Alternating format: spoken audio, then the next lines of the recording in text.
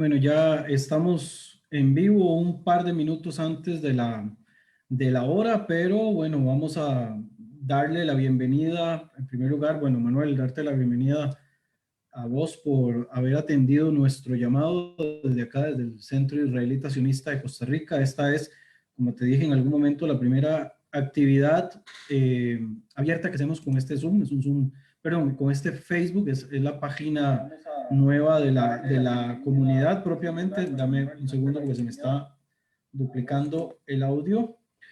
Esta Hola. es, hola Maggie. Yo venía a decir hola nomás. Sí, bueno, Hola, ¿cómo estás? teníamos de invitada a Maggie, también de Shevet por acá, que trabajamos mucho en conjunto. Y como te decía, esta es la primera actividad de carácter pues, abierto que hacemos con el Facebook. La idea es que sea la primera de muchas y poder también ocasionar que esto pues genere muchas más dudas, muchos más comentarios y demás, viendo las circunstancias actuales. Voy a presentar al invitado de esta noche. Él es Manuel Férez, profesor de Medio Oriente y el Cáucaso. Además, es estudiante de doctorado en la Universidad Alberto Hurtado de Santiago de Chile y parte del sitio web Oriente Medio News, que lo pueden encontrar como orientemedio.news. Sus áreas de estudio son las minorías y grupos minoritarios étnicos y religiosos, así como lingüísticos del Cáucaso y el Medio Oriente. Ha compilado ya 5 obras académicas, entre las que destacan un retrato de la Turquía contemporánea del año 2016 y estos son los kurdos, análisis de una nación en el año 2014. También ha realizado estancias de investigación en Israel, en los territorios palestinos, en Turquía y en Azerbaiyán. Bueno, primero que nada, Manuel, saludarte nuevamente, agradecerte por el tiempo y bueno, contarles a todos los que se nos están conectando a través de Facebook Live que pueden realizar todas sus consultas y sus comentarios respecto a lo que venimos a exponer hoy, que es un tema que se las trae porque en realidad creo que hay más una cuestión de percepciones y de narrativas que de hechos, que es lo que vos nos venís a contar, que es el tema del sionismo, Manuel. Hola, gracias Brian. Sí, gracias por la invitación. Yo sé que el escenario actual invita a debatir de lo que está pasando actualmente en Israel y Palestina, pero más que especular y hacer observaciones al calor de lo que pasa ahora en estos días, que es un asunto grave, y con confianza, si quieren, al final de la exposición platicamos al respecto, pero la charla apunta a reflexionar sobre lo que implica el sionismo como movimiento nacional, no desde una perspectiva apologista, tampoco de una perspectiva satanizadora. Yo creo que la función de los académicos o los que nos interesan estos temas no es apoyar uno de los bandos, no somos o no deberíamos ser activistas políticos, pero tristemente esto se ha dado mucho de que se utiliza la plataforma académica o universitaria para posicionar posturas políticas. Eso vamos a intentar evitar. Ahí el que quiera preguntar algo, con mucho gusto. Le decía a Brian que durante la presentación vamos a hacer referencia a varios libros. Es una presentación larga que yo utilizo para mis clases. Voy a usar ciertas partes de la presentación, pero si a alguien le interesa algún libro o algún tipo de bibliografía, ahí le pasé mi mail y con mucho gusto me escribe y se los mando. Entonces, si quieres empezamos o esperamos a que llegue más gente, tú me avisas. Usted me dice. No, empecemos de una vez ahí, conforme se vayan sumando las personas, los metemos dentro del análisis. Creo que es importante porque vos vas a tocar varios aspectos, incluyendo cuestiones históricas que se abordan casi siempre desde sesgos y como bien dices, los académicos no deberíamos de caer en ese tipo de sesgos. Sin embargo, pues circunstancias como la actual hace de que se tomen posiciones como si estuviéramos en medio de un partido de fútbol, quizás. Así es. Si me dejas pues, compartir la presentación, ahí empezamos. O sea que yo pueda poner compartir y ahí estamos. Y ahí vayan poniendo en el Zoom, en el Facebook, donde sea, sus preguntas y podemos platicar. ¿Ya la ven ahí? Ya se está empezando a compartir. ¿Listo? Bueno. Bueno, muchachos, vamos a empezar con una reflexión que a mí siempre me gusta ponerla para iniciar este tema tan espinoso.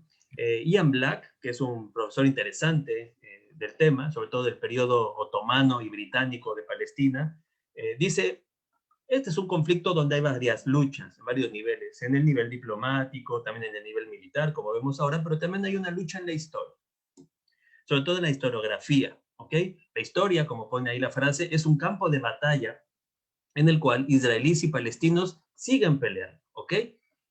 Y lo interesante es lo que sigue, y quizás en el plano de la historia, de los hechos del pasado, traídos al presente para justificar posturas políticas en el presente, es uno de los lugares donde la batalla es más pareja. A lo mejor alguno tiene más potencia militar, el otro tiene más influencia diplomática, más movilidad de diáspora, esos otros temas, pero en el campo del debate de la historia, tenemos un debate importante. Y por eso yo creo que es importante reflexionar este tema, más allá de las posturas personales que tenga uno, ¿no? También se argumenta mucho sobre derechos históricos, derechos religiosos, quién llegó primero, quién llegó después, y hay muchos pensadores que cuestionan esto, y uno de ellos es Yeshayahu Leibovitz. Leibovitz fue uno de los pensadores más importantes de Israel, se le llamaba la conciencia de Israel, un pensador muy interesante para que apunten ahí su nombre, a mí me gusta mucho lo que dice, y vean las frases que él ponía, ¿no? Decía, hay frases que circulan, el derecho del pueblo judío, el derecho del pueblo palestino es el que impera sobre esta tierra, nuestro derecho por sobre el del otro. Y él decía, este tipo de frases no funcionan. Pues este tipo de frases están dentro del discurso propagandístico y político que nosotros deberíamos evitar hacer una reflexión sobre estos temas, ¿ok? Dice, estos discursos politizados, propagandísticos, se han exportado hacia afuera y los consumimos hacia adentro, ¿no? Se vuelven ideología y se vuelven programa político. Esos debates estériles sobre quién llegó primero, quiénes los que tienen más derecho a, dice no, realmente si uno lo piensa desde la reflexión filosófica, ningún pueblo tiene ningún derecho sobre ninguna tierra. ¿Por qué? Porque la tierra es un dato objetivo, ahí está la tierra, está dada, pero derecho y pueblo, o nación, si lo quieren poner en ese contexto, son construcciones de la conciencia humana. No hay derecho natural y no hay naciones naturales. Son construcciones de la conciencia humana. Ahí les pongo abajo lo que él decía, ¿no? Derecho es una categoría legal y no vale más allá de la realidad institucional, ¿ok?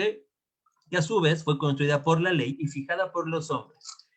Yo creo que desde esta perspectiva de Leibovitz nos desembarazamos de muchas de las narrativas politizadas, ideologizadas, narrativas que justifican posturas de uno sobre el otro y niegan al otro. Yo creo que uno de los conflictos y de los temas más graves en la relación entre palestinos e israelíes y sus diásporas correspondientes es negar al otro. Entonces, desde esa perspectiva analizaremos el sionismo y después hablaremos un poco sobre la creación del Estado de Israel. Principalmente yo creo que el periodo para mí fundamental es el periodo que va de la Primera a la Segunda Guerra Mundial. O sea, con el fin de la Primera Guerra Mundial empieza a haber una serie de cambios demográficos, económicos, políticos en la región de Medio Oriente, principalmente relacionados al fin del Imperio Otomano, pero también en el mundo, ¿no? Ahí les pongo las primeras dos recomendaciones. Gudrun Kramer, Historia de Palestina, desde que los otomanos conquistan la zona, el siglo XVI, hasta la fundación del Estado de Israel. Es un libro central.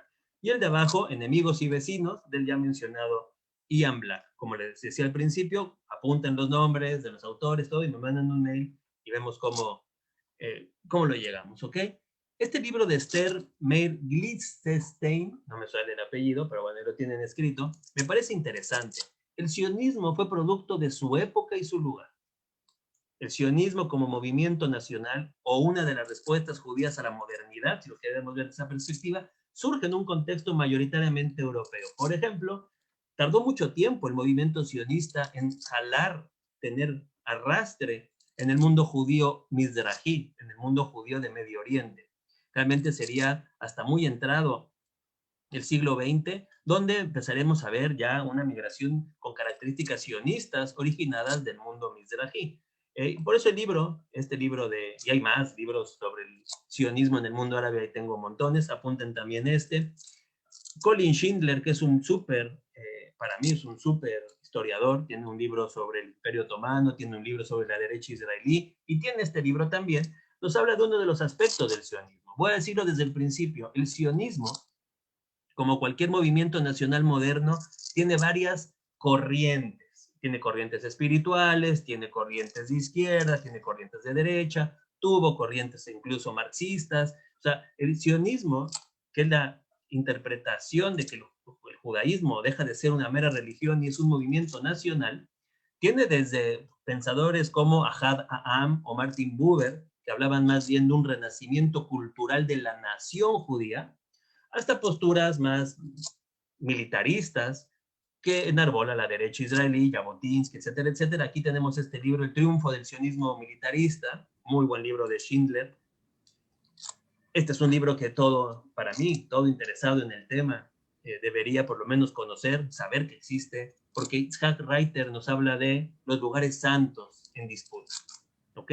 Este es muy interesante libro para que veamos no solo el significado que tienen los lugares santos para los nacionalismos palestinos y judíos, el Kotel, la mezquita, Haram al-Sharif, toda esta parte religiosa, la explanada de las mezquitas, tienen también unas regulaciones legales, internacionales y también internas. Entonces, en este libro, que es muy bueno, nos empieza a poner en contexto tanto el significado histórico, religioso e incluso nacional, pero también lo que me parece muy importante y ha estado ausente en todos los análisis que yo he escuchado aquí en Chile sobre el conflicto, sobre los aspectos legales que tiene el Muro de los Lamentos, el Santo Sepulcro. Hay características bien particulares que el libro de Reiter lo dice, ¿no?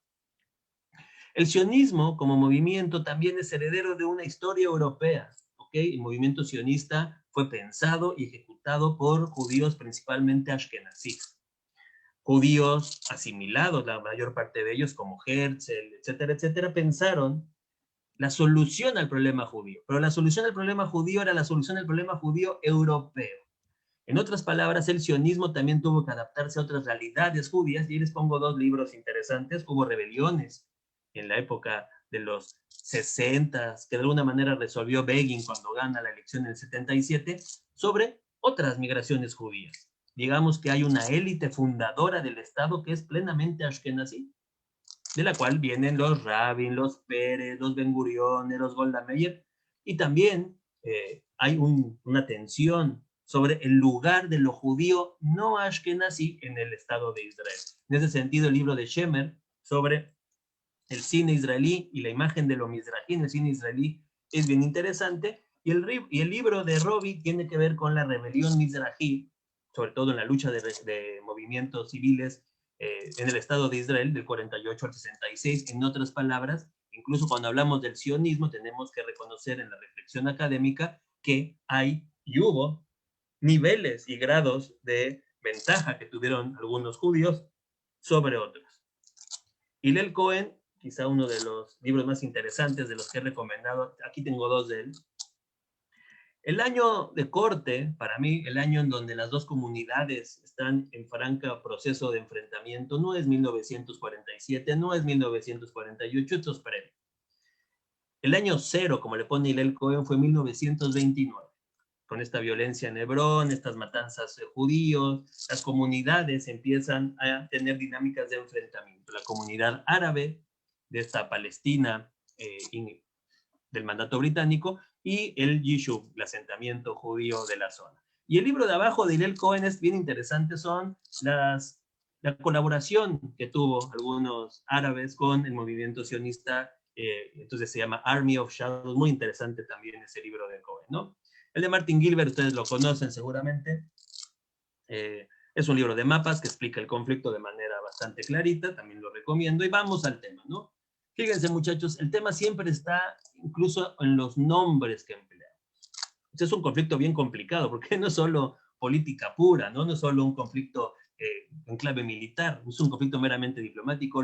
Todos los conceptos que utilizamos en este conflicto tienen un problema. Por eso hay que saber distinguir, en mi opinión, entre lo que es la narrativa nacional, con lo que es la historia, los hechos, ¿ok? Por un lado, tenemos una percepción que yo quiero que quede clarísima. Es inevitable que sea así. Por un lado, la percepción del movimiento sionista es que lo importante es las intenciones del proceso de creación del Estado.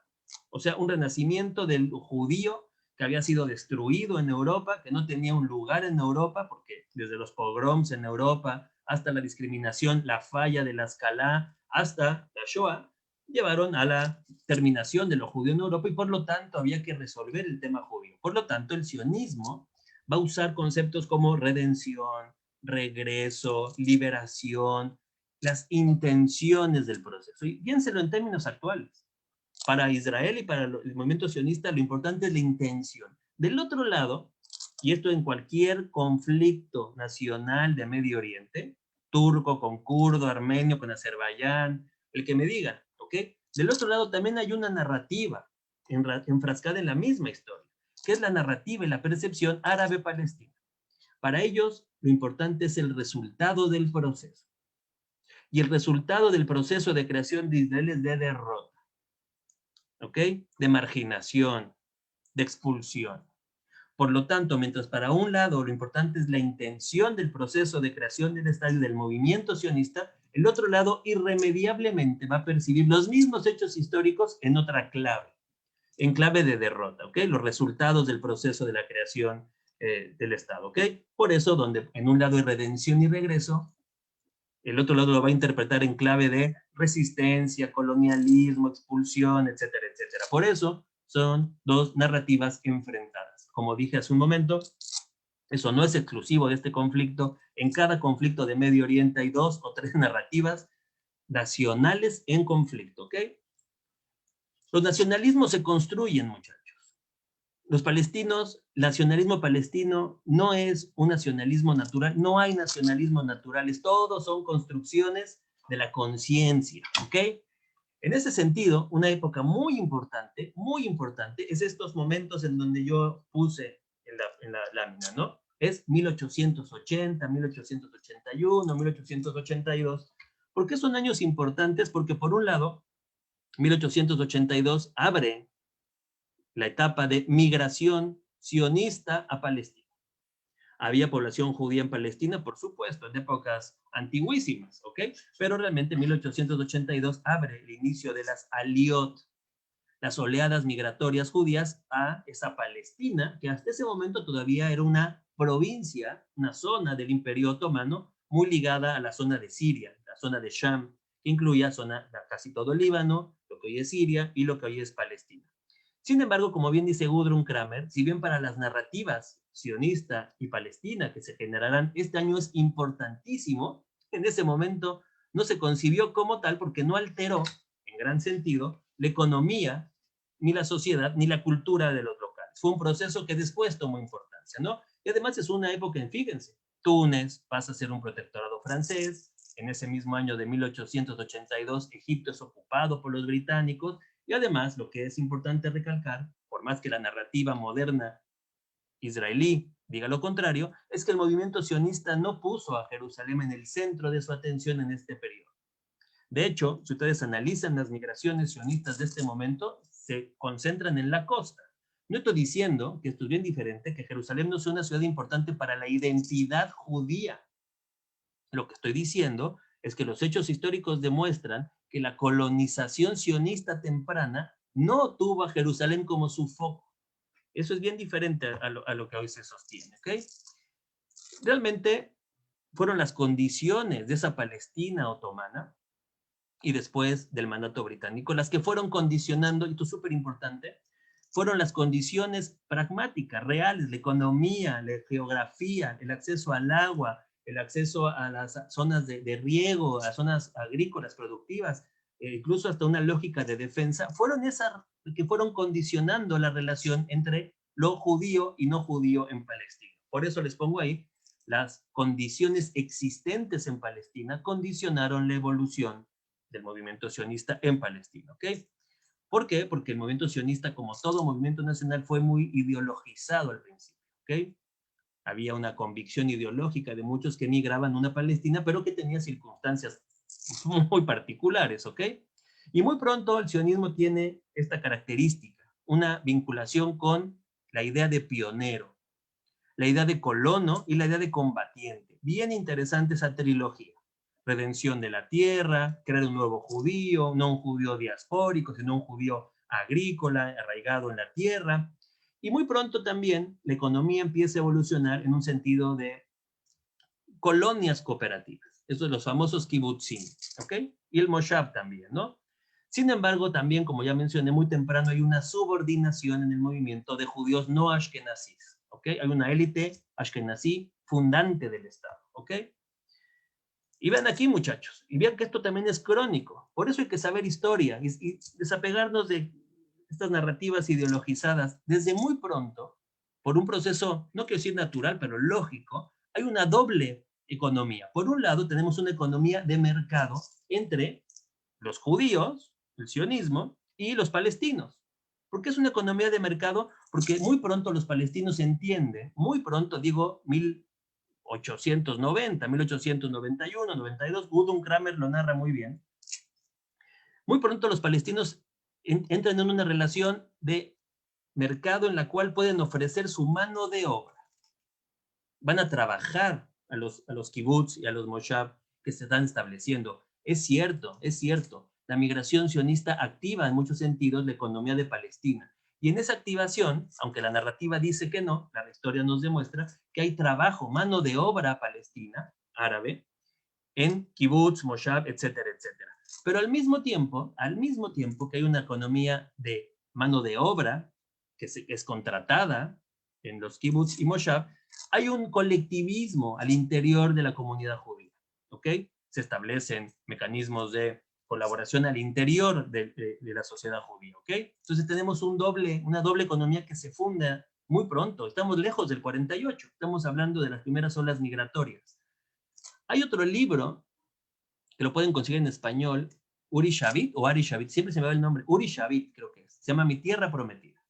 El libro también es muy bueno, muy bueno, y narra un momento de economía en donde dice, claro, desde muy pronto, el ideal sionista de que solo trabajarían los judíos para los judíos, las condiciones reales de Palestina no lo cumplen así.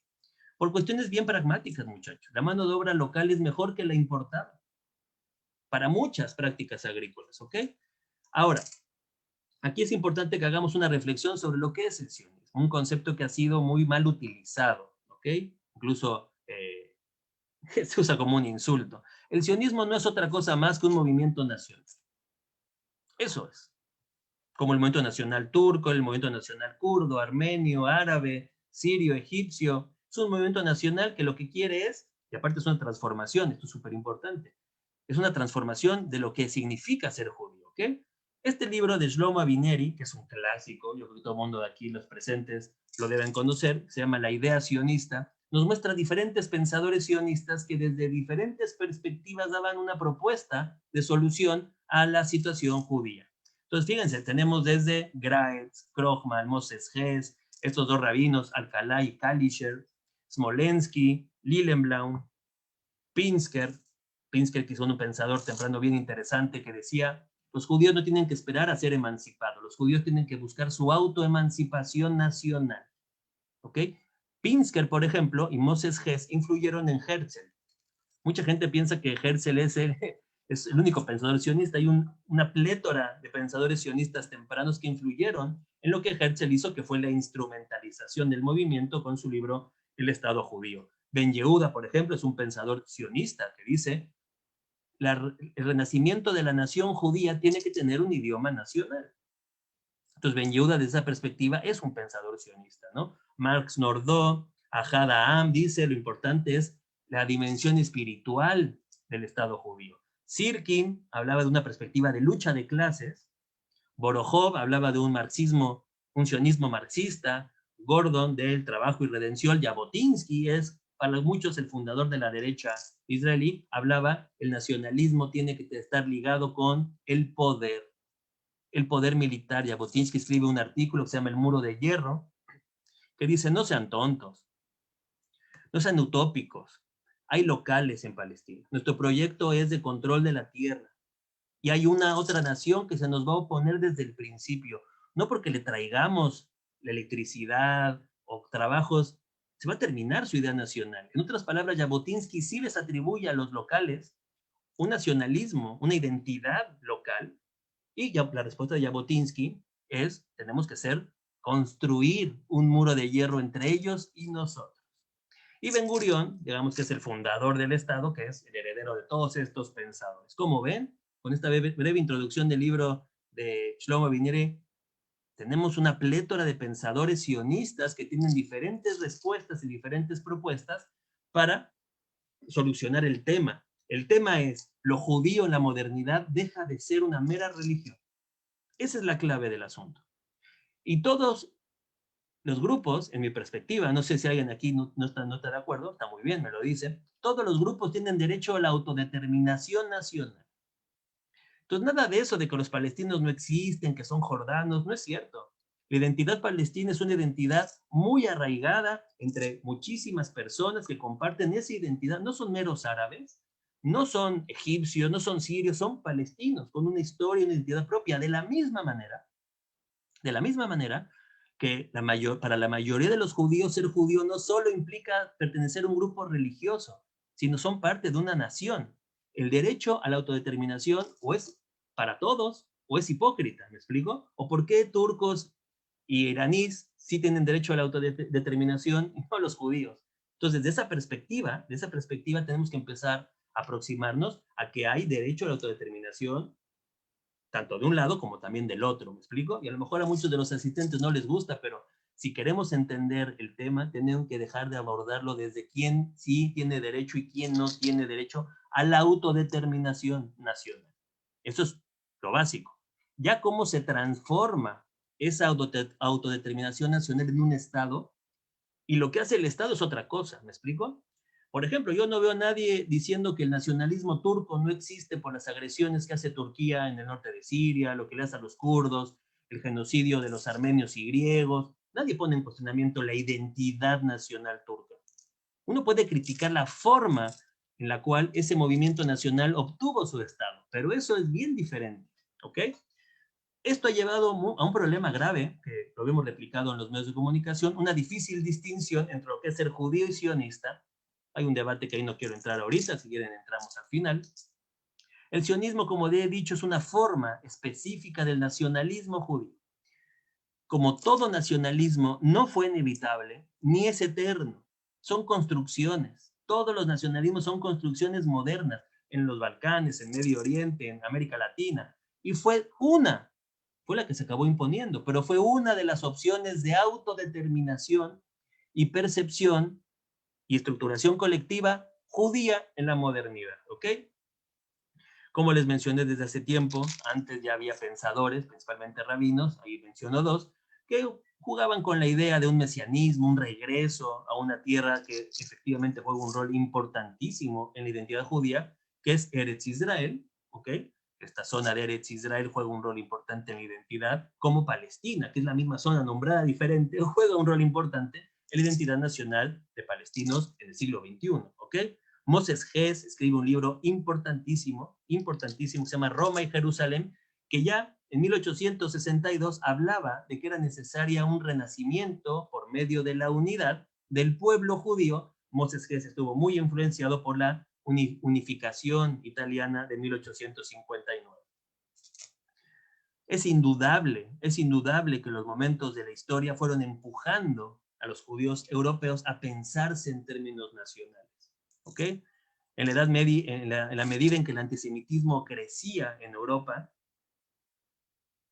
crecía el apoyo a la solución sionista, ¿ok?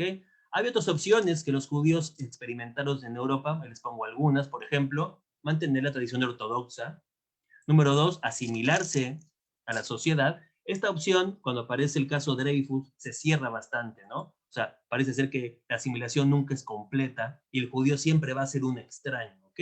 Pero los proyectos de asimilación continuó bastante fuerte. Incluso en la época del nazismo había muchos judíos que su primera identidad era ser alemanes, ¿ok? La escala y la asimilación fueron importantes, ¿ok? 3, socialismo. Muchísimos judíos se sumaron al socialismo. La cuarta es una variante de la 3, un socialismo judío. Eso es bien interesante y hay pensadores muy, muy interesantes. El que quiere le mando información. Muchos judíos también coquetearon con el movimiento anarquista. Una historia del anarquismo judío también es súper interesante. Como hemos visto, un nacionalismo cultural, rescatar a la nación, no con un Estado, sino con un renacimiento cultural, que es lo que experimentan hoy los kurdos, si se fijan. Los kurdos no tienen un Estado, pero aún así tienen una identidad nacional bastante trabajada, ¿ok? Bastante fundamentada, ¿ok? Y otra opción, migrar. Estados Unidos, América Latina, huir de esa Europa, ¿ok? Tengo, perdón, un comentario acá que no sé si lo quieres contestar de una vez o Sí, me damos claro. chance, que dice, los mismos árabes del mandato decían que ellos no eran palestinos, sino sirios o parte de la nación árabe. Después del 48 no había identificación palestina, solo después de 1970 renace la nacionalidad palestina, pero no sé qué puedes decir al respecto. Podemos debatir la temporalidad de lo que dice, no sé quién lo dijo, pero podemos debatir la temporalidad, por supuesto. La identidad nacional palestina también es parte de una reacción, pero no en el 48, es en los 20. Si se quieren aproximar a cómo se construyó la identidad nacional palestina, se equivocan enfocándose en el 48. Es la década de los 20 del siglo XX, en donde ya empieza a haber intelectuales, cristianos y musulmanes principalmente, que empiezan a reaccionar al movimiento sionista pensándose diferentes. ¿Ok? Entonces, yo puedo estar de acuerdo, es una construcción posterior, incluso gente como Edward Said, Rashid Khalidi, que yo son muy buenas referencias para leer, dirían, sí, es una reacción a, ¿ok? Pero yo no lo pondré en el 48, por eso yo insisto, nos estamos equivocando en decir que todo empezó en el 48. Mi respuesta, ahorita podemos profundizar después, y si él quiere hablar, que hable, la persona que preguntó, o ella, no sé quién fue, pero yo lo pondría en los 20. El inicio del nacionalismo palestino está muy en élite, pero ya en los 20. Hay un libro de Rashid Khalidi que es un clásico en ese sentido, y hay otro, ay, se me fue el nombre, Baruch Kimmerling también tiene cosas interesantes, pero buena pregunta. ¿Por qué?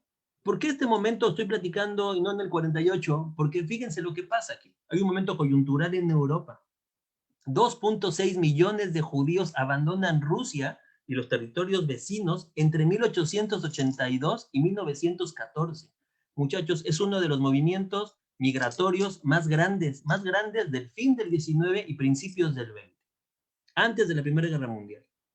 ¿Ok? Pogromos, persecuciones, matanzas en Ucrania, en la zona de la Rusia zarista, hacen que 2.6 millones de judíos se muevan. Es interesantísimo, ¿ok?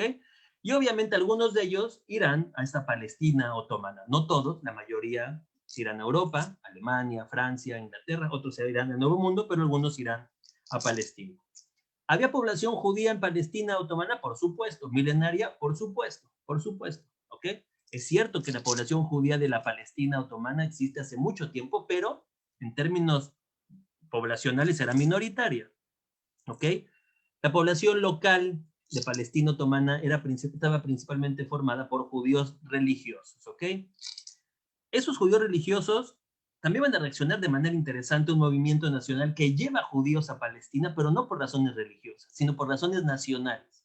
Y por eso se construye esta dicotomía del viejo Yishuv, asentamiento, con el nuevo Yishuv, este asentamiento nuevo que viene con ideas nuevas, incluso de lo que es ser judío. Porque lo interesante también del movimiento sionista es que quiere crear un nuevo judío, lejos de ese viejo estereotipo judío europeo. Por eso el trabajo agrícola, el trabajo manual es súper importante en los primeros periodos del sionismo. Por eso les pongo ahí una de las ideas. Rachel Harris tiene una idea también interesante en este sentido, y también, si quieren luego se los mando, una idea de productividad judía de la tierra, ¿ok? Colonizar en el sentido de crear algo. Y como dije al principio de la exposición, es cierto. O sea, la actividad sionista en este periodo de tiempo activa la economía de la zona, incluso genera migración. Como bien dice Gudrun Kramer, que es este libro que les presenté al principio, dice, mira, hay un punto en donde hay una migración de lo que hoy es Cisjordania, el West Bank, hacia la costa, porque en la costa estaban los principales asentamientos judíos que ofrecían trabajo. Entonces es un mito terriblemente falso que hubo puro trabajo judío en la creación de la infraestructura de lo que es Israel. Hubo participación de los locales árabes desde el inicio, como dije hace un momento, ¿ok? Claro, y el sionismo, como dije, la intención del grupo es un movimiento de liberación. Pero yo creo que tenemos que reflexionar siempre cómo lo ve un otro. Y es indudable que el sionismo va a ser sentido por ese otro como un movimiento colonial. Es que hay que ser muy poco honestos para no verlo así, ¿ok? Puede tener todas las atribuciones de liberación para el pueblo judío, pero para un otro es irremediable que no lo va a interpretar igual. Por eso empecé con estos debates de las narrativas, ¿ok? 1882, primeros asentamientos, se les pongo Petah Tikva, Geón, etcétera, etcétera, que es la actual Rosh Piná, y se fundaron también con ayuda del viejo Yishuv. Es importante esto, ¿eh? El sionismo no es un movimiento homogéneo y además no tuvo siempre un plan prescrito, un guión al cual se apegó. Yo he leído mucha gente, que yo creo que son bastante irresponsables, que siempre le atribuyen al sionismo un plan. Aquí hay un plan. Entonces está aplicando un plan. Realmente no es así, ¿eh? Realmente el movimiento sionista se va adaptando a las circunstancias. Son circunstancias cambiantes que además están fuera del control del movimiento sionista, muchos de ellos. Incluso antes de que hubiera un programa sionista escrito, moderno, claro, estipulado, ya había migración judía sionista a Eretz Israel. Esto es súper importante. Hay que abandonar esa idea que no explica la realidad, no explica la historia, de que esto fue un plan que fue de A a B, a C, a D. Eso no es cierto. La gran mayoría del tiempo, el movimiento sionista se ajusta a la realidad que está pasando, ¿ok? Si lo queremos entender en su verdadera dimensión, si no, y si queremos seguir apegados a narrativas nacionalistas fantasiosas, no lo tomemos así, ¿ok? La salió, no lo voy a mencionar, son migraciones masivas. Diga, ¿iba a preguntar algo usted? No, bueno, acá hay otra pregunta, pero la voy a dejar para más adelante, que dice que le gustaría saber el origen de la importancia de Jerusalén como una ciudad importante para el Estado de Israel y su importancia en el campo diplomático, pero me imagino que lo abordas más adelante cuando ya se le da centralidad a la ciudad propiamente, con el paso del tiempo, que ya no sería solo el tema costero, sino ya más allá de los límites iniciales. Sí, estoy viendo la pregunta aquí. También vi lo que dice Aarón. Mi querido Aarón, ¿qué le puedo yo decir? Yo ya di mi opinión. Si usted dice que en los 20 no había nadie que se identificara palestino, por más que yo le he dado nombres de investigadores académicos que demuestran lo contrario, no puedo ir yo más allá. ¿Qué quiere que le diga? Tiene razón, pero no es así, no es así. Las décadas de los 20 y sobre todo las 21, 29 y los 30, las huelgas árabes de los 30, ya demuestran a los investigadores serios, no sé, no sé cuáles sean sus fuentes, pero los investigadores serios ya muestran una identidad nacional que no está completamente cuajada, por supuesto que no, como estoy demostrando que el sionismo tampoco ha cuajado en una identidad nacional terminada. Los nacionalismos, mis queridos, no son movimientos terminados desde el principio, no son objetos que están en una forma específica desde el principio. Los nacionalismos evolucionan en el tiempo, toman nuevas formas, tienen formas más agresivas, menos agresivas, más dominantes. Piensen en los nacionalismos europeos. El nacionalismo alemán mutó de muchas formas, incluso sus formas más violentas y genocidas. Entonces, es un error pensar que los nacionalismos son objetos terminados en un momento dado. No es así, pero bueno, está bien. Aparece Herzl, y Herzl, digamos que le atribuye ya una racionalidad al movimiento, ¿ok?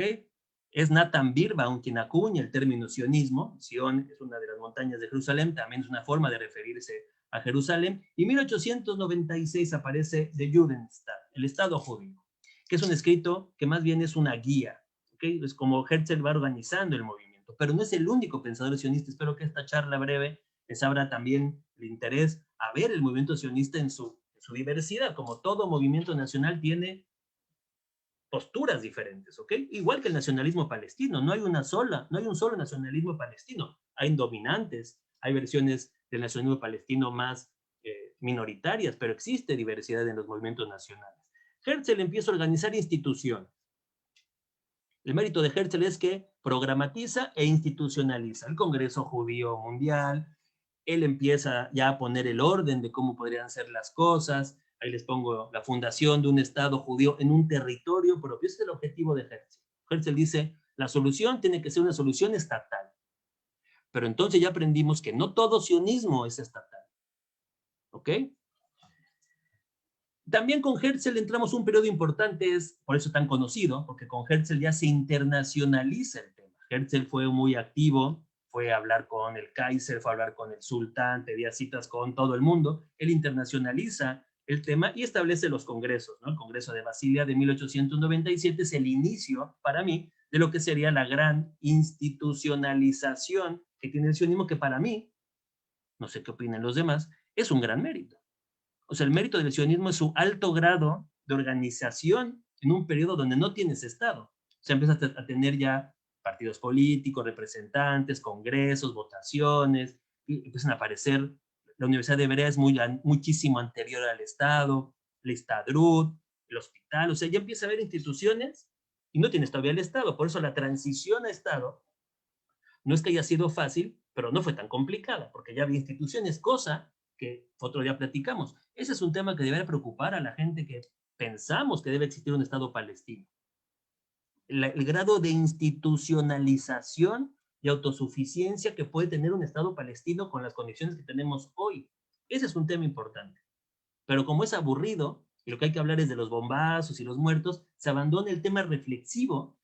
El tema reflexivo se abandona en aras del debate. Y ese es un error en cualquier conflicto, muchachos. Está muy bien el debate, pero hay que reflexionar sobre la historia, ¿ok?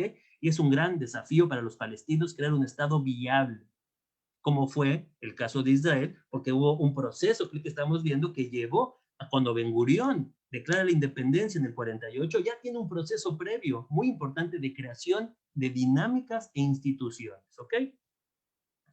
Por eso les pongo aquí, ¿no? Es una organización moderna. Herzl es un tipo bien inteligente en ese sentido. Fundaciones, gente que manda personas, que recibe personas en Palestina, que recibe donativos, la colecta y distribución del Keren Kayemet, la moneda, la bandera, himnos, símbolos. Empieza a crear toda una infraestructura nacional. Ese es el mérito de Herzl para mí. Las aliot continúan, y aquí entramos a un periodo en el que termina el Imperio Otomano y pasamos a un Medio Oriente que aquí es para mí el momento clave del Medio Oriente moderno. La clave del Medio Oriente moderno es el fin del Imperio Otomano. Unos argumentarán que son los acuerdos Sykes-Picot, otros crearán lo que sea. Para mí el fin del Imperio Otomano es un momento en donde entramos en un momento de Medio Oriente diferente. ¿Ok? Porque piensen que los otomanos estuvieron dominando la zona bastantes siglos. ¿Ok? Lo interesante es que el sionismo, desde el inicio, tiene una perspectiva democrática, pero tiene una falla, que hasta el día de hoy lo vemos. A diferencia de otros nacionalismos, hay una aspiración por ser democrático. ¿Ok? Y aquí este pensamiento no es mío, es un pensamiento de Uri Avnier y otros pensadores de izquierda que dicen, claro, el movimiento sionista, con su intención de ser democrático, tiene un problema, no sé si irresoluble, pero una paradoja. ¿Cómo queda el no judío en esta historia? Y esta es una gran pregunta que tienen todos los movimientos nacionales exitosos, tienen la misma pregunta. ¿Dónde queda el armenio y el kurdo en el nacionalismo turco? ¿Dónde queda el kurdo en el nacionalismo árabe? ¿Dónde queda el cristiano en el nacionalismo egipcio? ¿Me explico con esto? Todos los nacionalismos tienen un problema de dónde ubico al otro con el que convivo. Eso es básico. Y entonces, del principio, un movimiento muy igualitario, que aspira a crear una sociedad igualitaria, excluye, por definición, a los no judíos de ella, o los coloca en una situación de desventaja. Y esto lo seguimos viendo hasta hoy. Y es algo estructural, muchachos, que tienen todos los movimientos nacionales. Ben Gurión cierra de alguna manera el ciclo sionista. Después de Ben Gurión y la creación del Estado, para muchos pensadores entramos en una época post-sionista. Otros siguen hablando que podemos seguir hablando del sionismo como movimiento nacional judío. Es un debate interesante, pero Ben Gurión lo que hace es crear un Estado. ¿Ok? Presidente ejecutivo de la agencia judía, primer ministro de Israel durante un largo periodo de tiempo, y siempre tener estas dos imágenes me parecen importantes. Por un lado, Ben Gurión, por otro lado, Jabotinsky, porque yo creo que presentan dos imágenes que siguen siendo muy importantes en Israel. Uno que es más negociador, aunque Ben Gurión también tomó decisiones militares importantes, y uno como Jabotinsky que dice que es un sionismo, digamos, revisionista, como lo que él fundó, el movimiento revisionista, sionista lo crea Jabotinsky porque se pelea con Herzl, con Ben Gurión, se dice es que esto tiene que ir más en lo militar. Y por eso el libro de Colin Schindler que les mencioné al principio es bien interesante, porque el sionismo, que tiene también una versión militarista, es el que se empieza a imponer. ¿Por qué? ¿Porque son malos? No, porque hay una realidad de esa Palestina que es, hay dos comunidades que empiezan a enfrentarse. ¿Cuándo? Ya lo dije, siglo XX, 1921, iniciaría los conflictos intercomunitarios, ¿ok? Hay una pregunta acá en el ¿Sí? chat, que creo que la Pregunta. puedes ver, que dice que Herzl defendía un Estado secular, pero el término sionismo tiene un origen religioso, que además el judaísmo se define primero como religión antes que como grupo étnico, que cómo podría explicarse esa contradicción, dice Jerry Espinosa en el chat. Buena pregunta, ¿no? Buena pregunta. Por supuesto, Herzl, hay partes en el libro que es chiquitito, el Estado judío, que dice este Estado, y una parte que dice, meteremos a los rabinos en sus templos y a los militares en sus cuarteles. Herzl aspiraba a un Estado secular de corte europeo, porque era lo que él vivía. Herzl no fue un tipo que se definiera en términos muy religiosos. Pero la pregunta es la pregunta del millón, como decimos en México, ¿no? Por la cantidad que quieran. Es una paradoja. Es una gran paradoja, porque está enraizado, mis queridos, en esa transformación de lo que implica ser judío. Ser judío durante muchos siglos significó ser parte de una comunidad religiosa. Estas famosas milet otomanos, ¿no? Estos dimis, tolerados. Y además, una opción de poder salir de lo religioso. Conversiones al cristianismo, conversiones al islam durante largos periodos de tiempo, siglo XII, siglo XIII, hay conversiones al islam, muchísimos de judíos que se convierten al islam como una manera de salir de su situación de minoría por ventajas personales. Pero, ¿qué pasa cuando lo judío ya no es solo algo religioso? Cuando ser judío es algo que tienes siempre, me explico, que no puedes escapar de. Por eso el caso Dreyfus a Herzl lo impacta. Porque Herzl dice, es que Dreyfus, este general francés acusado de traición, que fue enjuiciado, etcétera, etcétera, Herzl va a cubrir el juicio y dice, aquí hay un problema. Dreyfus es francés, pero el resto de la gente lo sigue definiendo como judío. Por lo tanto, hagan lo que hagan los Dreyfus por integrarse y asimilarse, la asimilación nunca va a ser completa, y ahí es cuando empieza a pensar, este no es un problema religioso, este es un problema nacional. Y a esa transformación, muchachos, esa pregunta es muy buena, esa transformación tiene que ver con la idea del judío en Europa, porque eso pasa en París, no pasa en Casablanca, no pasa en Marrakech, no pasa en Damasco, donde los judíos siguen sus formas tradicionales. Por eso, el movimiento nacional judío, el sionismo, es tardío en el mundo mizrahi, porque el sionismo resuelve o pretende resolver el tema judío en Europa. La pregunta es súper buena. Y hasta el día de hoy lo vemos. Muchos judíos dicen, pues yo no soy sionista, yo soy un judío, me da igual el sionismo. Y a título individual lo pueden hacer, así como hay muchos kurdos que dicen, yo soy turco, soy de origen kurdo, pero yo me defino como turco, rompo con eso, o me asimilo. Pero en realidad el grueso de la población judía apoya un movimiento nacional que los saca del estado en el que estaban en Europa.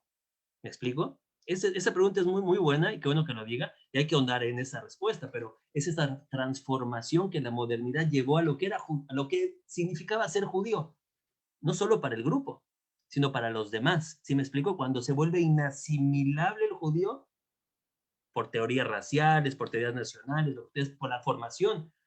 Edward Said decía que el sionismo era producto de los nacionalismos europeos y que el nacionalismo palestino era producto del nacionalismo judío, era como la respuesta al nacionalismo judío, que era respuesta a los nacionalismos europeos. Me parece que Said ahí tenía mucha razón. Ahí hay unos nombres que hay que leer. Aquí esto de que no leo porque me cae gordo, pues bueno, es tu problema, hay que leer a todos. Empiezan a hablar de lo que implicó el sionismo ya en la práctica.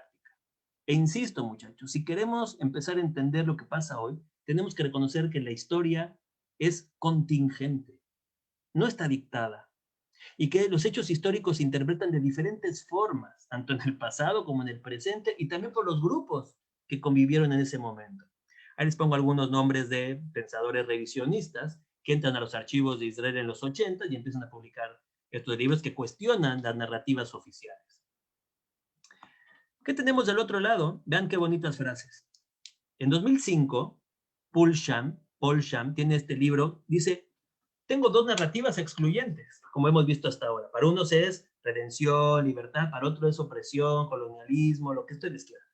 ¿Qué puntos podemos tener en conjunto? Este esfuerzo de Paul Schramm, yo creo que lo que hay que aplaudir, ¿ok? O seguimos agarrándonos de los golpes y aplaudiendo misiles de unos y ocupaciones de otros. No, yo creo que no es así. El libro se llama Historias Compartidas, Shared Histories. Nadim Rouhana dice, el encuentro de los dos nacionalismos, de estos dos grupos humanos, fue violento. Fue violento. No es suave, no fue suave, fue violento, como muchos encuentros en Medio Oriente, ¿ok? Y se crearon narrativas maestras.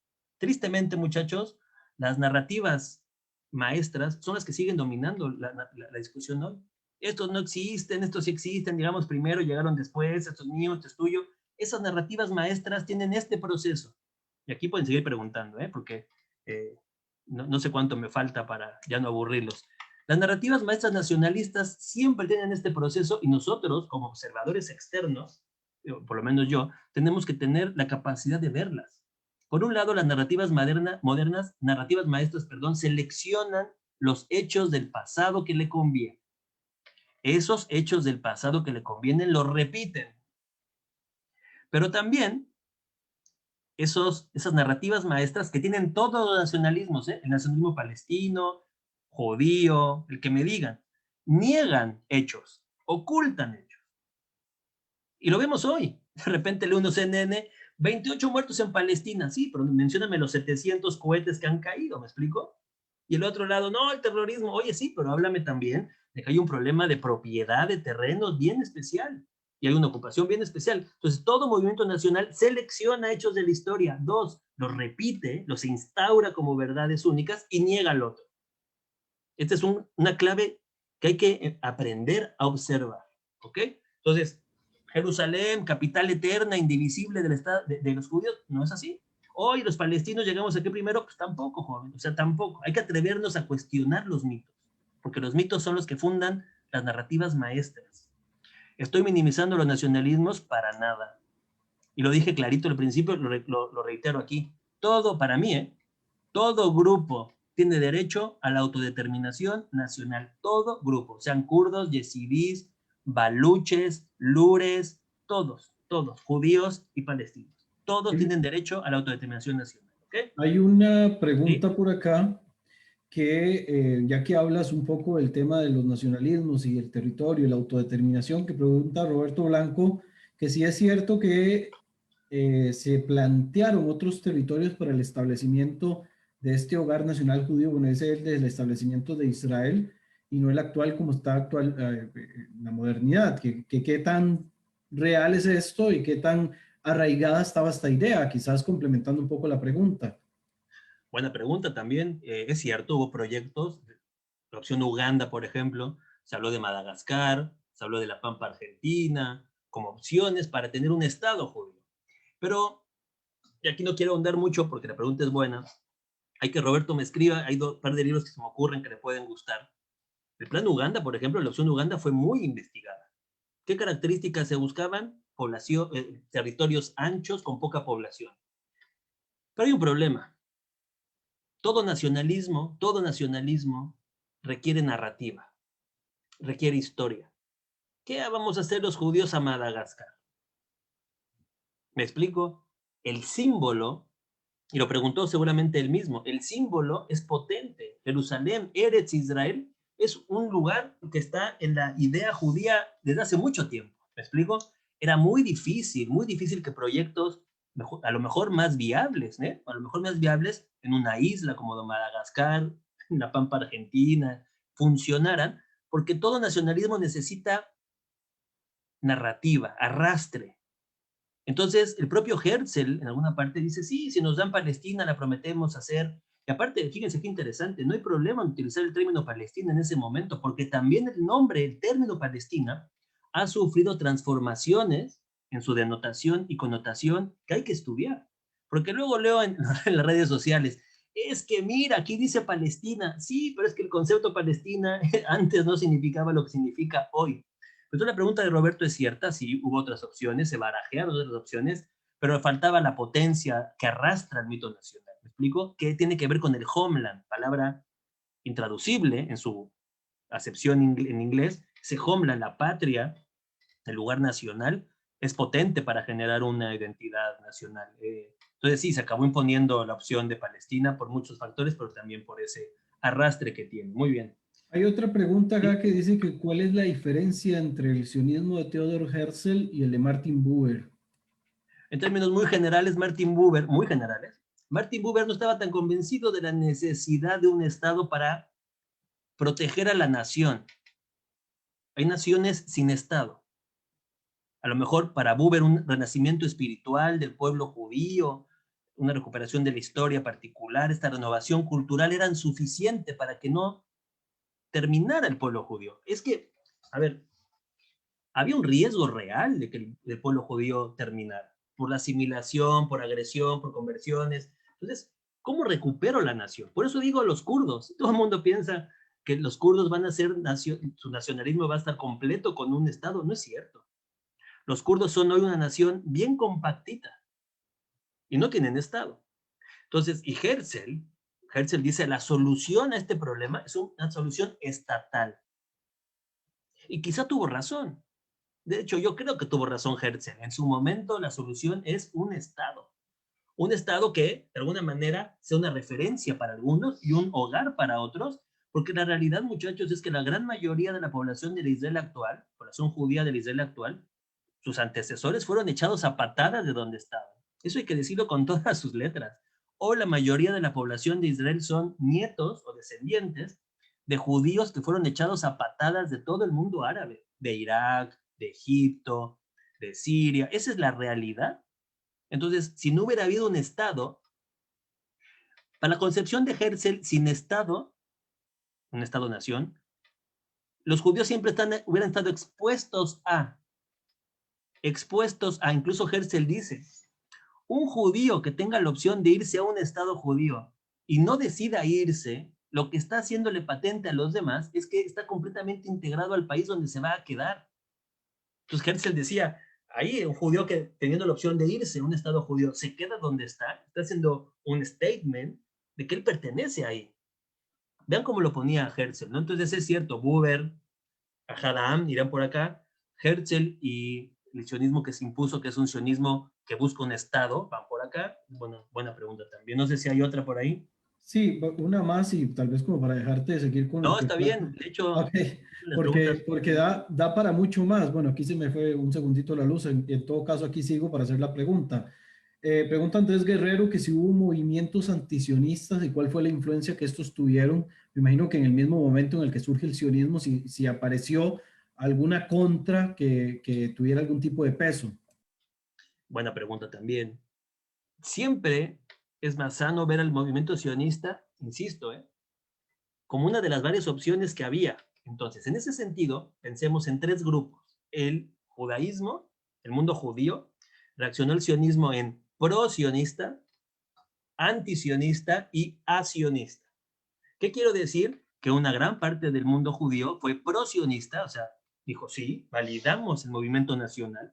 Hubo una parte también significativa que en un primer momento dijo, pues ni me va ni me viene, soy asionista, que hagan lo que quieran esos locos, me da igual. Y sí hubo desde muy temprano movimientos antisionistas que decían no, unos por razones religiosas, decían, este movimiento se está atribuyendo funciones que no le corresponden. Porque, a ver, ¿qué quiere el sionismo? Congregar a los judíos. ¿Y quién tiene que hacer eso en términos religiosos? Pues el Mesías, ¿no? Entonces está atribuyendo una función que no le corresponde. Entonces sí hubo movimientos antisionistas tempranos al movimiento sionista, otros por razones meramente pragmáticas. Te pongo un ejemplo.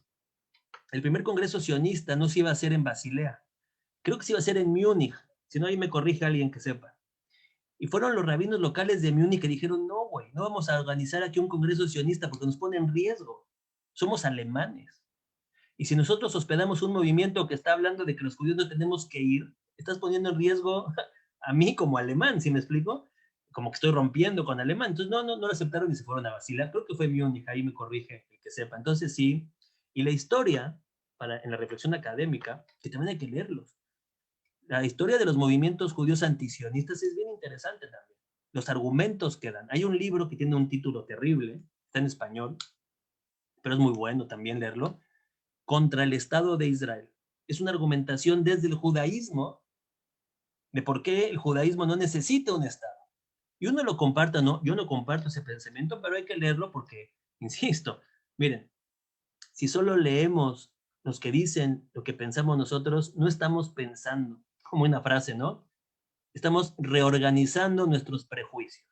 Hay que leer incluso a los que piensan diferente. Entonces sí, esa es mi respuesta, sí hubo y es interesante la historia. No sé si hay otra pregunta ahí.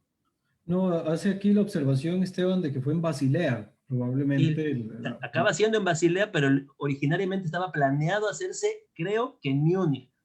O sea, lo que sí es que sí iba a ser en una ciudad de Alemania, pero la gente de esa ciudad, que creo que es Múnich, dijo no, no, no, no, y por eso se decide irse a Basilea y ahí es el primer congreso sionista, es correcto.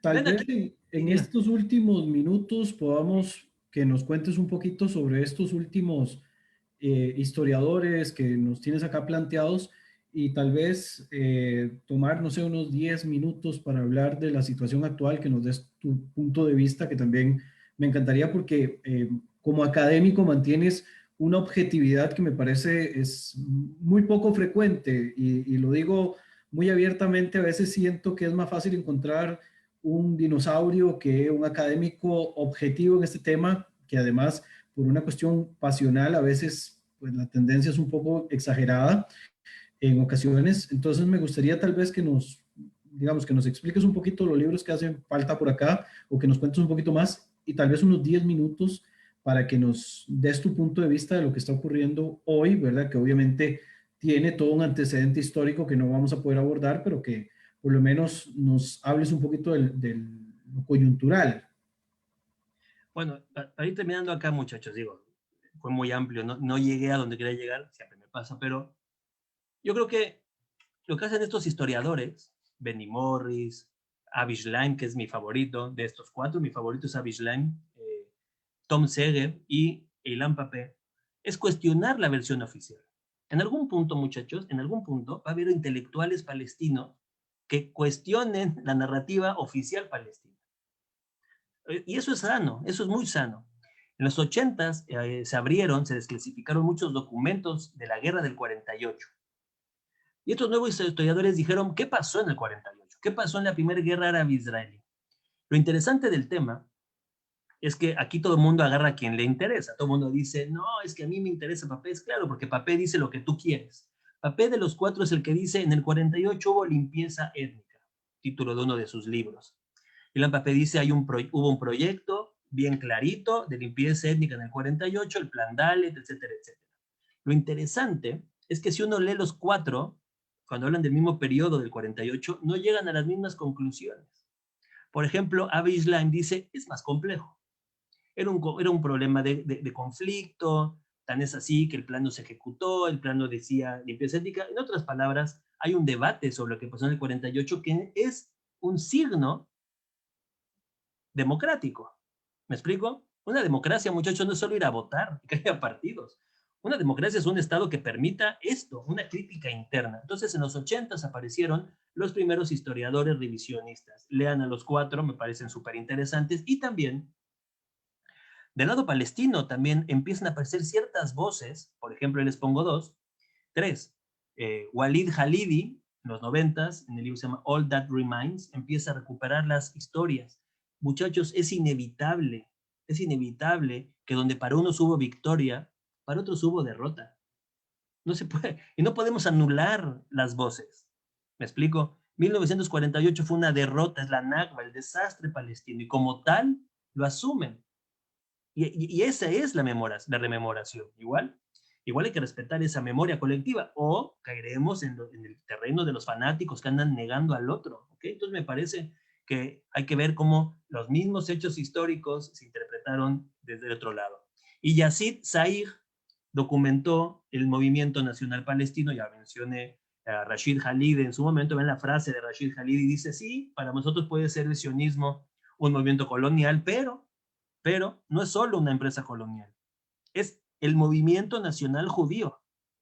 Y ese movimiento nacional judío ganó, se impuso a nosotros. Es un historiador palestino, Rashid Khalid. Hoy, ¿qué está pasando, muchachos? Y yo no sé, voy a dejar de compartir para verlos a ustedes, porque ya me aburrí de verme a mí. Ah, no hay muchos acá, están todos en Facebook. Bien. Yo la verdad no suelo, antes lo hacía, yo creo que yo soy más viejo. Esto de especular y dar opinión al calor de los conflictos, no creo que sea muy sano. Yo creo que lo que hay que hacer es reflexionar de lo que está ocurriendo, desde lo que ha pasado en el pasado. Yo creo que lo que tenemos aquí es un grupo clarito, que es el grupo Hamás, que no está por la labor de avanzar hacia una solución consensuada. ¿Ok? Yo creo que la solución que ojalá ellos tengan, porque yo no vivo ahí, la solución más justa es una solución de 2 estados muy interconectados, con muchas condiciones para el Estado palestino, con una economía que ya está muy integrada. Eso es algo que cualquiera que estudie cómo era Israel en los 80s, 90s, sabe que la economía palestina e israelí están súper conectadas. Por eso estas propuestas de BDS, todo eso yo las rechazo completamente, me parecen un absurdo, que no beneficia a nada. Pero sí creo que lo que pasa es que el tema palestino está secuestrado por una narrativa muy violenta. Y realmente jamás no es parte de la solución, es parte del problema. También creo que todo esto fue como como han dicho los que estudian y dicen esto, la tormenta perfecta, ¿no? Una crisis muy grave política en Israel. Y voy a ser súper clarito. Hay una crisis política tan grave que ha llevado a un exceso de elecciones en Israel. Y eso ha hecho, quizá, que muchos políticos estén más preocupados sobre la próxima elección que gobernando. O sea, ahí es clarísimo. O sea, el tiempo que gastan en andar armando la coalición y si voto o no voto, esos cálculos han desaprovechado tiempo. Por otro lado, tenemos una situación interna en Israel interesante que hay que estudiar. El tema de los árabes israelíes es un tema que hay que estudiar seriamente. Porque unos dicen, no, mira, es que no son palestinos, no son, y agarran las estadísticas. Es cierto, solo el 7% de los árabes israelíes se identifica como palestino. Eso es cierto, eso no significa que no tengan una identidad palestina. Eso no es lo mismo. Yo tengo múltiples identidades, me puedo definir como mexicano, que vive en Chile, de izquierda, o sea, tengo múltiples. Y lo que también es cierto es que hay condiciones sociales internas en Israel que no están siendo atendidas. El tema de la violencia en los barrios árabes es gravísimo. Es gravísimo. La policía a veces ni entra. Está un problema social grave dentro de Israel. Ahora, en Gaza tenemos un desastre. En Gaza tenemos una organización que se dedica a violentar incluso a los suyos. Y se me parece muy horrible que haya gente aplaudiendo lo que hace Hamas. Hamas es uno de los grandes responsables en la escalación de este conflicto. Ojalá se llegue a un tipo de mediación, aunque tristemente veo a muchos interesados en que esto estalle. ¿Cuáles son los interesados en que esto estalle tipo intifada incontrolable? Turquía, Irán, el propio Hamas, Jordania también parece que no está jugando muy bien.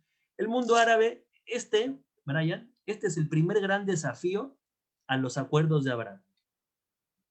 Este es el primer gran desafío, porque por un lado tú tienes un paradigma nuevo, que es que Israel se está colocando en el vecindario. ¿Por qué? Porque Estados Unidos ya no lo tiene en la agenda como top. Estados Unidos está en otras, está en otras. Vean a Biden, Biden está en otras. Ya no es lo que tenemos con Trump ni nada. Entonces, desde el alejamiento de Estados Unidos, un problema con Europa, hay nuevas realidades a las cuales Israel se adapta en la región. Los acuerdos de Abraham es esto, una adaptación de Israel a la zona. Esto que pasa es un desafío a los acuerdos de Abraham porque ponen en cuestionamiento un tema que es centralísimo, muchachos. Yo escuché opinólogos que decían que el tema palestino ya no importaba, porque Israel estaba haciendo acuerdos con Emiratos, Bahrein. Ok, está bien, yo creo que están equivocados. El tema palestino tiene mucha calle, principalmente el tema de Jerusalén. Cuando se toca el tema de Jerusalén, y esto lo estamos viendo ahora, que aparte se me hizo una irresponsabilidad en el manejo de la crisis, pero bueno, eso lo podemos discutir después. Cuando tocas el tema de Jerusalén, estás tocando una de las fibras más sensibles del conflicto. Y eso obliga a los países árabes, que por un lado pragmáticamente se acercan a Israel, por muchas razones económicas, comerciales, turísticas, también de seguridad, también porque temen a Irán, temen a Turquía, pues se acercan a Israel, tienen un problema, tienen que condenar a Israel. Todo lo que pasa en el domo de la roca, en la explanada de las mezquitas, automáticamente tiene que ser condenado por vera sobrevivencia del gobierno en cuestión, ¿me explico? Si no lo condenan para los suyos, pues se lo van a tumbar, ¿me explico? Yo creo que aquí tiene que gobernar la mesura de Israel, de defenderse totalmente, no entrar a Gaza. Creo que lo que pasó en las guerras anteriores en Gaza ha demostrado que una intervención terrestre que deje altas cifras de población civil muerta solo va en detrimento de Israel. Y al mismo tiempo la comunidad internacional tiene que empezar a cuestionarse si seguimos jugando al juego, porque esto, mi querido Brian, es un círculo vicioso que solo se está haciendo cada vez más grande, y más grande, y más grande. ¿Qué hacemos con Hamas? ¿Qué hacemos con Hamas? Hamas se ha mostrado incapaz de desradicalizarse. Y un grupo como Hamas que no se desradicalice siempre va a reaccionar de esta manera en Yom Yerushalayim, el día de la Nakba, el día de la rabia. O sea, el pretexto lo tenía. El pretexto se lo dio como en el 2000, la segunda intifada, lo tuvo. Pero la pregunta a los que queremos que palestinos, de verdad, a los que queremos que palestinos e israelíes como nosotros, comunes y corrientes, vivan bien, es qué hacemos con un grupo que no está por la labor de negociar nunca. Y solo negocia en sus términos. Entonces, mientras haya gente aplaudiendo bombazos, y mientras del otro lado no haya una solución o no se avisore una solución al tema de la ocupación, porque aquí hay gente que dice, no hay ocupación, sí muchachos, hay ocupación. Israel ocupa territorio y población palestina desde 1967, esa es la realidad. La pueden disfrazar como quieran, que esto es mío, está bien, pero la realidad es que hay dos generaciones completas, Brian, 2 generaciones completas de palestinos que han vivido una ocupación militar toda su vida. Toda su vida. No conocen otra cosa que no sea la ocupación. Yo invito a los presentes que vayan en algún momento a los territorios ocupados y vean lo que pasa ahí. Y eso genera rencor. La humillación, ustedes que son internacionalistas, ¿no? La humillación es un factor importantísimo a tomar en cuenta en cualquier cálculo. Entonces, por un lado, ocupación, que no se ve para cuándo terminar. Por otro lado, un grupo como Hamas, la Yihad Islámica, todo esto, tenemos que abordar el tema. Además, para terminar, creo que hay que abordarlo desde nuevos paradigmas. Pocas cosas nos enseñó Trump, pocas, en mi opinión. Una de ellas es que hay formas innovadoras de abordar el tema, pero es indispensable que reflexionemos qué elementos de los dos lados apuestan a la violencia porque lucran. Y solo pregúntense ustedes mismos ahora que termine la charla, ¿quién se beneficia de esta violencia? En los dos lados. ¿Quién se beneficia en esto? Uno que anda ahí sobreviviendo políticamente a la corrupción que tuvo y que no se quiere ir del poder. Y por otro lado, un grupo que solo sabe violentar. Y esa es mi opinión, nada especializada, porque, insisto, son temas que están pasando ahora y se necesita. Los académicos tenemos que aprender, o los estudios, no les suena muy mal académico. La gente que estudiamos este tema tenemos que aprender a dejar pasar agua del río y luego analizar cómo pasó el agua en el río. Describir el calor solo responde a opiniones personales y posturas políticas, que es lo que ha mantenido. Sugiero nombres, si quieren seguir, Seth Franzman, Khalid Abu Tomé, se los pongo en el chat para que se los mandes. Son gente que reporta de una manera. Seth Franzman, hay otro muy interesante que se llama Shani Moore, Khalid Abu Toame, son los que se me ocurren ahorita, que me parece que hacen que hacen una buena análisis de lo que pasa, y bueno, quizás estamos entrando en un problema ahora. Si entra Hezbolá, si el frente norte se prende, ahí sí estamos en una situación gravísima. Pero bueno, es mi opinión al respecto. Muy bien, Natura y Carta, ahí leo miren, Natura y Carta es un grupo marginal en el mundo judío. No es representativo de los judíos del mundo. Ha tenido mucha visibilidad. Ahmadinejad lo invitaba a Irán a dar charlas, vinieron a Chile a decir que ellos, ¿no? Es un grupo muy marginal, un grupo que yo creo que no representa ni el 1% del mundo judío, y son un grupo antisionista en términos académicos, en términos de reflexión y de estudio, lo pueden estudiar, pero ya basta de que estén usando grupos marginales como si fueran representativos de lo que no son, ¿me explico? Pero bueno. Bueno, creo que, como dicen acá en el chat, pues te agradecemos mucho la línea objetiva. Obviamente, no quiere decir que tengamos que estar de acuerdo en todo, y creo que eso es la riqueza riqueza de la discusión. Sé que se nos queda un poco más del tema histórico ahí, pues de un lado, pero también esto que sirva como una oportunidad para volver a invitarte, que vuelvas a acompañarnos en alguna de estas charlas. También decirles que en el chat hemos puesto el correo del profesor Manuel Férez para que si tienen interés en alguno de los libros o un poco más de literatura, le escriban directamente y le consulten. Y que también